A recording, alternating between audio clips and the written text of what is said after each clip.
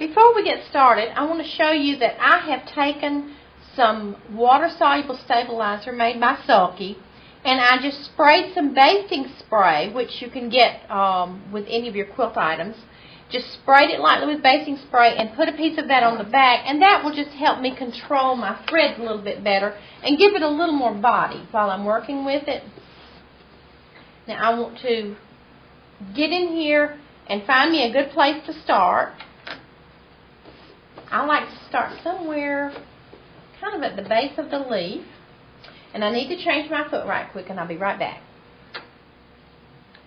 I need to exchange my foot on my machine for a free motion quilting foot, a darning foot, whatever it's called with your machine. It should be a spring-loaded foot. It's going to allow you to move around freely without any problems. Now, if you can drop your feed dogs, you need to do that at this time. I cannot do that, so I'm going to put my stitch length at 0, and then they won't go anywhere. When you get ready to start, get it to where you want it to be. Always crank your sewing machine wheel toward the front. You never go backwards with it. Sometimes I'll find people that will go backwards, so don't do that. You'll wind up with knots. So crank it one time and pull your bobbin thread up. You just go down and come up, holding onto the thread, and it will pull the bottom one up. Then I'm going to let my presser foot down, and I'm going to manually just take a couple of stitches, just slightly move it along to lock it. Okay? Now make sure this part over here does not get folded underneath, and you wind up sewing it all up in your work. We're going to move it in a round shape over and over, little circles around the edge of the leaf. Mash your presser foot, and as you do, you need to start moving.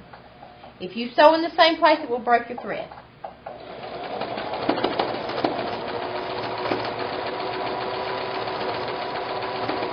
And we're going to go round and round. Your thread is going to change colors as it goes. And we will do this all the way around the leaf. I put some of that secretary tacky finger stuff on my fingers to see if it would go a little bit easier, and it is. They make some gloves you can get for your hands that will have rubber tips on them. Whatever works for you. This did easier before I put the soluble stabilizer under it, so it's kind of making it a little bit harder to work with. And as I said, I did mine on the long arm, and that helps me to get it done in a hurry. I have a better free motion system that way. Just keep making little circles along the edges.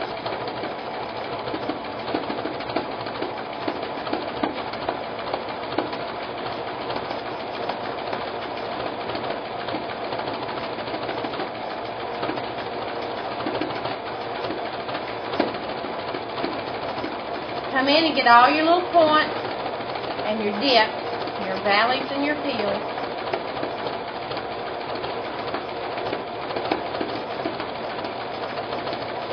I do want to caution you, if you do use a stabilizer, use something that's water soluble so that it will eventually go away. This will just, when you soak it, it will disappear, and it won't leave big thick areas here. If you use tearaway or something, it's going to stay in these stitches and not give it a good feel. I'm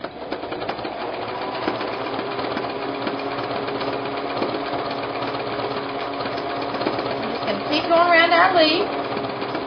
And the fun part comes when we do our artistic work. You can get as artistic with this as you want to. I'm going to finish this, and then I will be back. Now comes the artistic part. We want to sew the veins in the leaf. You're just going to go up the center, kind of squiggle a little bit, make it have some flow, and then out to each point. So get an idea where you're going, and then step on the gas. Then go backwards over what you just did. come back up it again. We're going to make some definition to this. Now, come back down, and then make your first vein.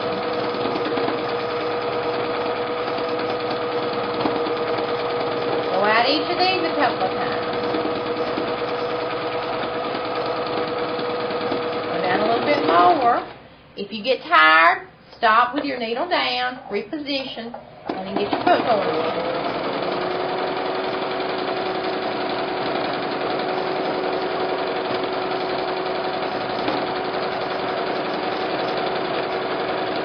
Don't go all the way out. It doesn't look natural if you do that.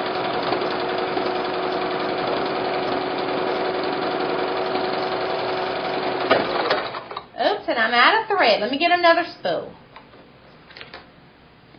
Okay, I've gotten a new spool of thread.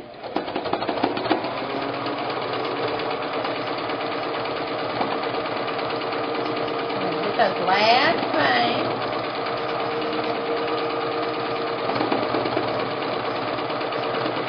And go over all of it until it all pretty much has the same colors in it. Make sure it looks even but mottled. Alright. Now this is how to applique. You can applique without turning it under and using my glues and all that kind of things the way they usually do it. And you can actually use your machine to do it on better. And to me, that is just an absolutely gorgeous leaf.